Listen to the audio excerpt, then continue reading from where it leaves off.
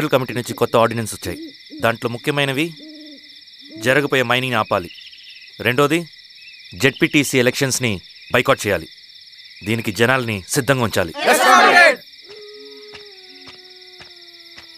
లాల్ సలాం comrade. Lal సలాం.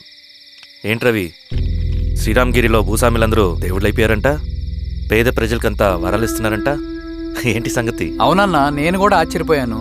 ఒక government officer తలుచుకుంటే ఒక ఊరు క్షణాల్లో ఎలా మారిపోద్దో నా కల్లారా చూశానన్నా. అది కాదన్నా, అంటే నా ఉద్దేశం వాళ్ళు ఏం చేసినా దానికి ఒక స్ట్రాటజీ ఉంటుంది. శిరీష వాళ్ళ వర్గానికి చెందిన అమ్మాయి. ఆ అమ్మాయికి ఎంత పాపులారిటీ వస్తే వాళ్ళకంత మంచిది. ఎందుకంటే వాళ్ళ అన్నయ్య ఈశ్వర్ రెడ్డి రాబోయే జెడ్పీటీసీ ఎలక్షన్స్లో చైర్మన్గా పోటీ చేయబోతున్నాడు. ఈ అభిమానం మొత్తం వాళ్ళు ఓట్ బ్యాంక్గా మార్చుకోపోతున్నారు. అంటే అన్నా, శిరీష అయినా ఎవరైనా ఒకే తాను ముక్కలే. అధికారమే వాళ్ళ అవసరం తీరుస్తుంది. వీళ్ళందరూ అధికారం కోసం ప్రయత్నం చేసేది వాళ్ళ ఉనికిని కాపాడుకోవటం కోసమే. రేపే నామినేషన్ వేస్తున్నారు.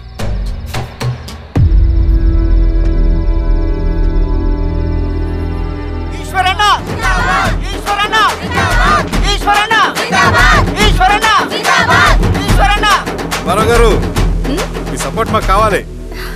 స్వామి, అయ్యా మీ అన్నయ్య గారు ఎలక్షన్లు పడుతున్నారమ్మా. అవును. అయితే మా ఓట్లని మీ అన్నయ్య గారికేనమ్మా. వాళ్ళు ఏం చేసినా దానికి ఒక స్ట్రాటజీ ఉంటుంది. అమ్మాయి గారు, సంజీవ్ రెడ్డి గారు వస్తున్నారంట. మధ్యాహ్నం భోజనానికి అన్నయ్య గారు ఇంటికి వచ్చి ఉన్నారమ్మా. అవునా? సరే సరే అమ్మా. రవి, నువ్వు కూడా నాతో వచ్చి. అది రవి, ఇక్కడ నాకు ఫ్రెండ్స్ అంటూ ఎవరు లేరు. నాకు తెలిసిన వాడివి నువ్వు ఒక్కడివే. I'm feeling alone. అందుకే, అర్థమైందా? సరే.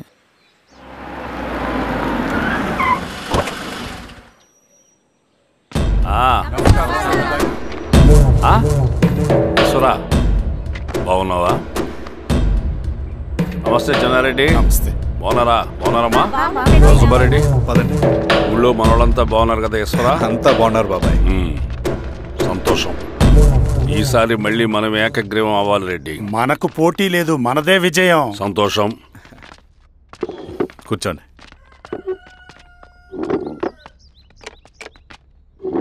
మీరందరూ లోపలికి వెళ్ళి భోంచేయండి. అలాగే అన్న. ఆ రైతు కూలి సమస్యలు ఎంతవరకు వచ్చినాయి? మాట్లాడుతున్నాం బాబాయ్, దాని గురించి మీరేం వరి అవ్వట్లేదు. బాబాయ్, ఆ, నమస్కారం. రండి రండి. ఎంఆర్ఓ శిరీషారెడ్డి గారు. శిరీష రెడ్డా? ఆ, శిరీష అనే పిలవచ్చుగా. అమ్మమ్మ, పులికి పంచాలాగా సింహానికి చూలాగా అది మన ఐడెంటిటీ. అది అట్లాగే ఉండాలి. సరే బాబాయ్, నేను ఫ్రెష్ అయ్యేస్తాను, మీరు కానివ్వండి. అయినా ఈ కాలం చదువుకున్న ఆడపిల్లలతో మాట్లాడటం చాలా కష్టం. చుట్టుపక్కల శిరీష్ కొన్న ఇమేజ్ మనకి చాలా మంచి అయింది ఈశ్వరా. నేను అడగకముందే పార్టీ హైకమాండ్ సర్వే చేయించి నీకే ఫేవర్గా ఉండడం వల్ల టికెట్ ఇచ్చింది.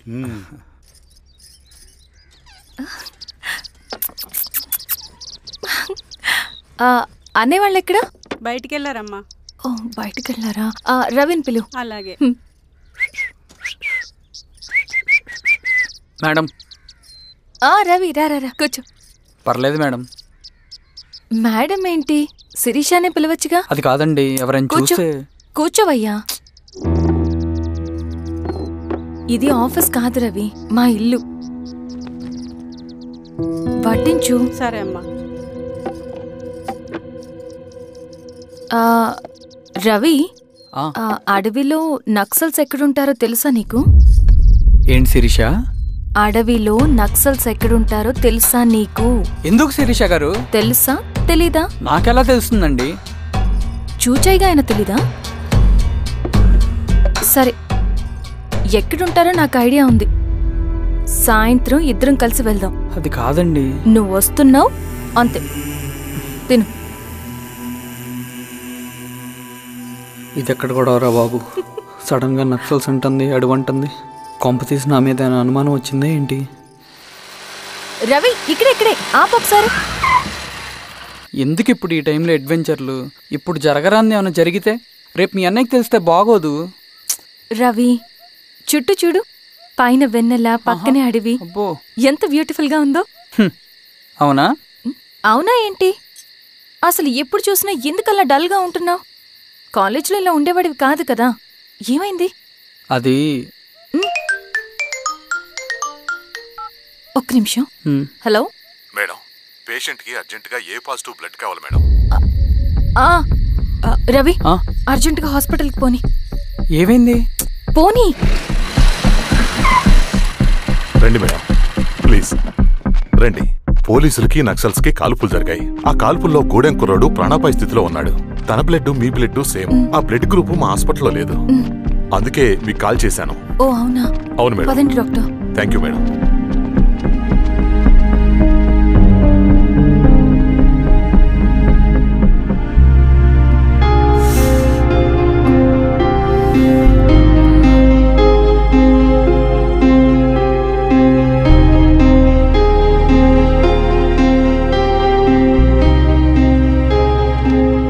Thank you madam.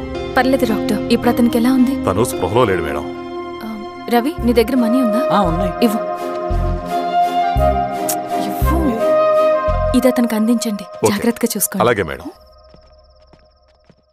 రవణ, రవణ,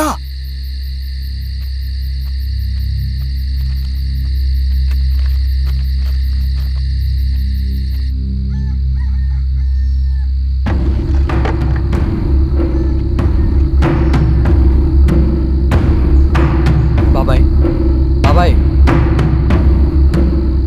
ఏంటి ఈ టైంలో వచ్చావు?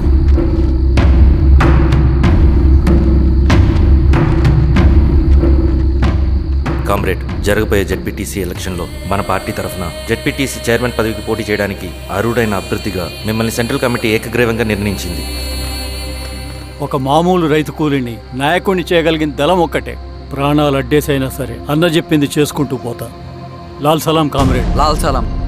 బాబాయ్, మీతో ఉన్న మన కూలీలకు, నీ వెనుకున్న సింగన్నకు ఈ గెలుపు ముఖ్యం. ఈ గెలుపు మన హక్కు కామ్రేడ్. వీళ్ళ మద్దతు మనకే ఉందన్నా. ఇది సరే, ఆ వర్గం వాళ్ళ ఓట్లు కూడా మనకు పడాలి. నమస్తే. నమస్తే అమ్మా. మీ ఇద్దరిని చూస్తుంటే కడుపు నిండిపోతుందమ్మా. ఒక ఎంఆర్ఓ, ఒక జెడ్పీటీసీ చైర్మన్. అదేంటి బాబాయ్, ఇంకా ఎలక్షన్స్ జరగలేదు? పోటీ అని ఉంటేనే కదమ్మా ఎలక్షన్స్ జరిగేవి. అన్నయ్యది ఏకగ్రీవం. బాబాయ్,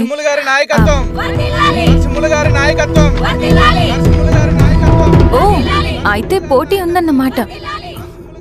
స్వామి, కార్తీ, ఆఫీస్కి వెళ్దాం. అలాగే రండి.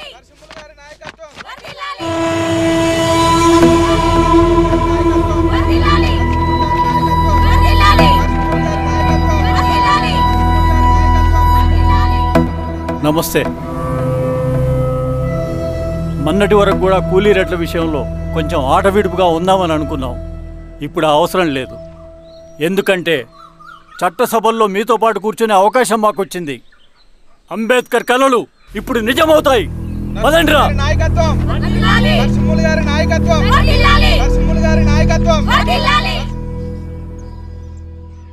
ఆ నరసింహ ఎలక్షన్ పోటీ చేయటం ఏంటి? నా కర్మ వీరస్వామి, నా పోస్టింగ్ ఉన్నప్పుడే ఇవన్నీ జరగాల. ప్రచారానికి మారువేషంలో అన్నలు కూడా వస్తారేమో సార్. రాని ఎవడన్నా వచ్చి విప్లవం, ఉద్యమం అని మాట్లాడాడు అనుకో, నా కొడుకున్నప్పుడు గానీ జీవితమే ఒక ఆట, సాహసమే పుబాట, ఎదురే నాకు లేదు నన్నెవడు ఆపలేడు, ఎదురే నాకు లేదు నన్నెవడు ఆపలేడు, జీవితమే ఒక ఆట, సాహసమే పుబాట.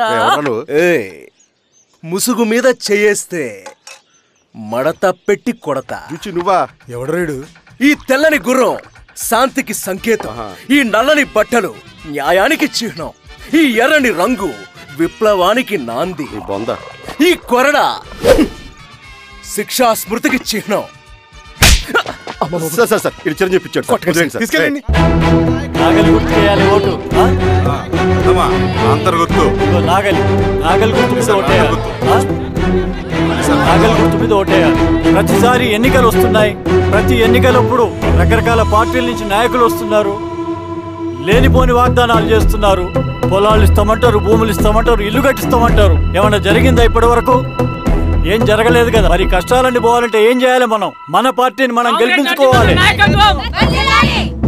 నాగలి గుర్తుకే ఓటేయండి. ఇన్ని సంవత్సరాలు మీకు సేవ చేసుకునే అవకాశం నాకు ఇచ్చారు. అలాగే ఇంకొకసారి మాకు ఓటేసి భవిష్యత్తులో కూడా మీకు సేవ చేసుకునే అవకాశం మాకు ఇస్తారని కోరుకుంటూ మీ ఈశ్వర్ రెడ్డి.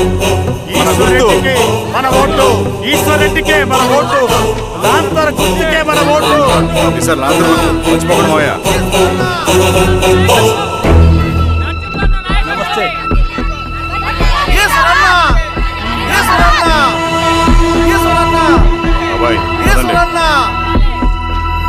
అమ్మా గుర్తుంది కదా, లాంతర్ గుర్తు.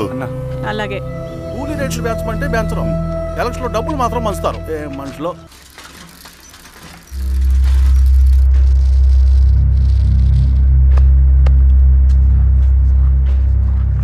చెప్పండి అన్న. అన్ని సమస్యలు పోలీస్ స్టేషన్లో పరిష్కారం కావు రెడ్డి, కొన్ని మనమే చూసుకోవాలి.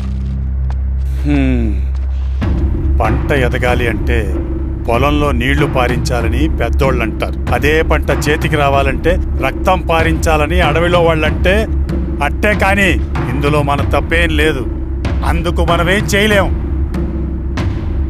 ఊర్లో అన్నిటికీ పెద్ద అడవి, ఏది జరిగినా నీ చేతుల మీదగానే జరగాలి. అర్థమైంది కదా? పదరా.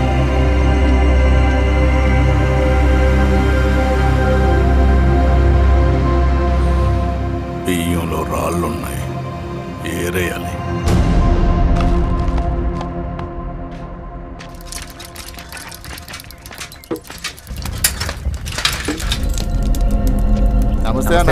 నమస్తే. నమస్తే. ఓ లీటర్ పాలు పోయి. సుబ్బన్ అంత బాగున్నారా?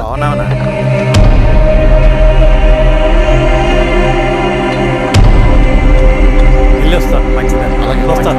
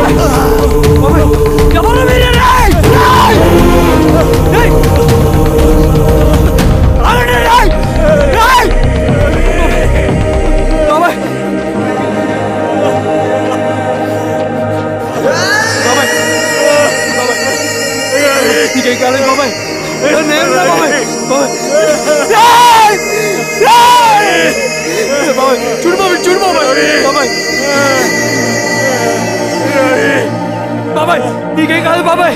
కళ్ళు బాబాయ్. బాబాయ్ బాబాయ్ బాబాయ్ బాబాయ్ బాబాయ్ బాబాయ్. ఏం దెబ్బ కొట్టావు బారెడ్డి? ఒక దెబ్బకు 2 పిట్టలు. ఎలక్షన్స్ ఏకగ్రీవం. ఇంకొకటి, రేపటి నుంచి ఆ కూలీ నా కొడుకులు మనం ఎంత ఇస్తే అంతగా వచ్చి పనిచేస్తారట. సర్లేండి బాబాయ్, వదిలేయండి. ముందు ఆ ఖర్చుల సంగతి చూడండి. నమస్తే సార్. నమస్తే గిరిధర్ గారు. మీరు ఇలా చేస్తారని కల్లో కూడా ఊహించుకోలేదు ఈశ్వర్ రెడ్డి గారు. 2 పసిబిడ్డలు ఉన్నారు ఆ ఇంట్లో. వాళ్ళ గురించి ఏమైనా ఆలోచించారా? రేపు వాళ్ళు మళ్ళీ అడవిలోకి వెళ్ళి గన్నులు బాంబులు తీసుకొచ్చి మీ ఊరి మీదనే పడతారు. అప్పుడు వాళ్ళకు మీరు, మీకు వాళ్ళు. ఇది ఆగదు. అసలు ఏం మాట్లాడుతున్నావు గిరిధర్? మీకు అగేన్స్ట్ గా ఇప్పటివరకు ఏ ఎవిడెన్స్ లేదు. మీకు చెప్పేద్దామని వచ్చాను. బయలుదేరండి.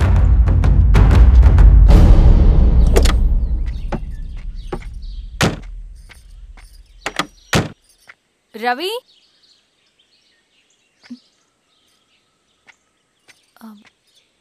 రవి ఈరోజు ఆఫీస్కి రాలేదేంటి?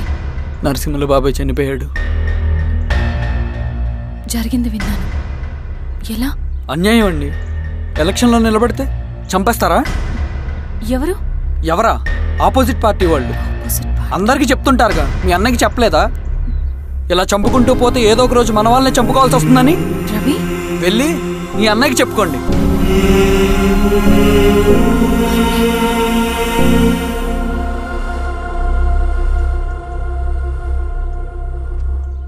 అన్నయ్య, నీతో మాట్లాడాలి. ఏంటమ్మా? ఎందుకు ఇలా చేసావన్నయ్య?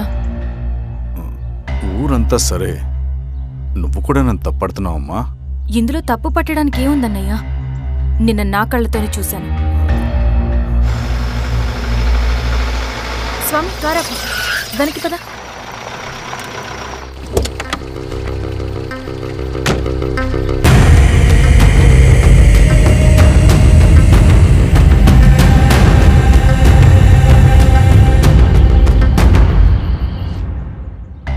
జీవితంలో కొన్ని సందర్భాలుంటాయి, మనం నిజం చెప్పిన అబద్ధం అయిపోయే సందర్భాలు. ఆ వచ్చిన వాళ్ళు ఎవరు ఏంటి అన్నది నీకిప్పుడు చెప్పిన అర్థం కాదు. నిజం నిలకడగా నీకే తెలుస్తుంది. నువ్వే ఇదంతా చేసినట్టు తేలితే మాత్రం నిన్ను జీవితంలో క్షమించలేనన్నయ్య.